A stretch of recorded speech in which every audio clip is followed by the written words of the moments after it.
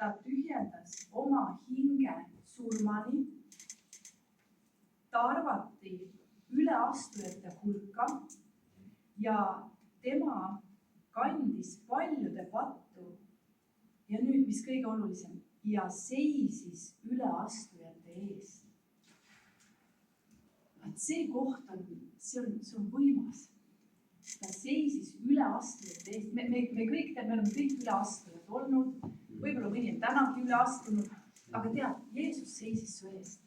Ja vaata, see on see vägi, mis on evangeeliumis. Ma seisin su eest. Ära jää sinna. Kas ei ole armas kõige?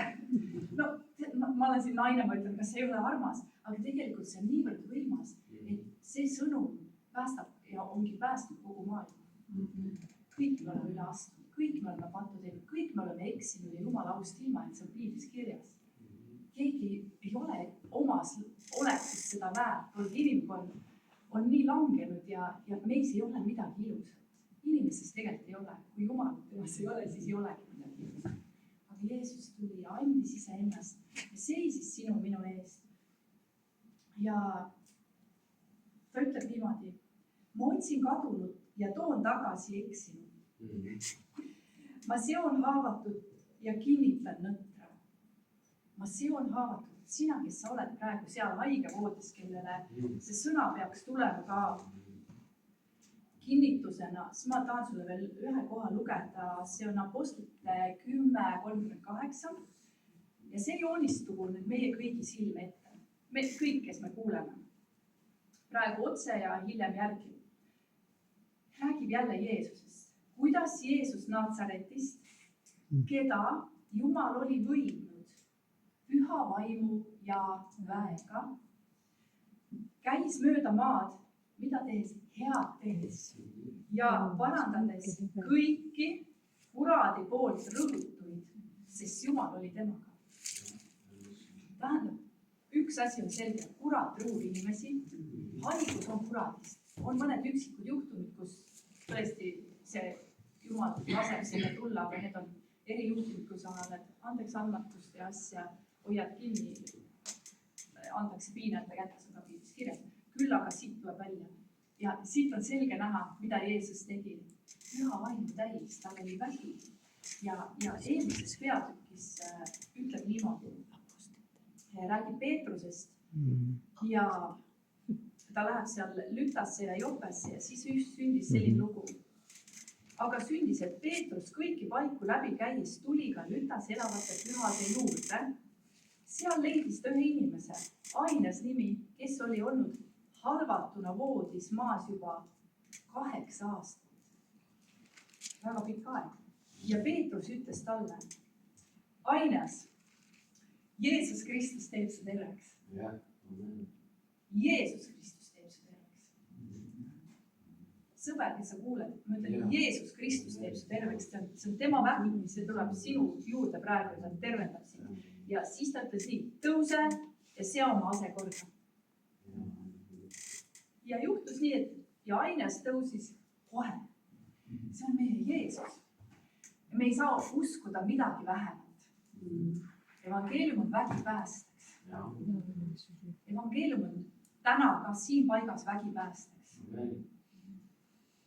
Issand kutsub sind. Ära jää, nii nagu Tiir ütles, ära hoia oma suud kinni, sa pead avama oma suud. Sa pead astuma ära sealt selle haige voodi juurest ja tegema selle voodi korda. Sest sa pead kuulma tõde, see haigus ei kuulu enam sulle. See ei ole kunagi originaalist sinule kuulunud. Ja kui seal on see andeks andmatuse põhjus, et ma pean andma andeks ligimesele, kes on minu südames saanud nii suureks patuseks, sa pead ta lahti laskma lihtsalt lased ta lahti, ma annan andeks.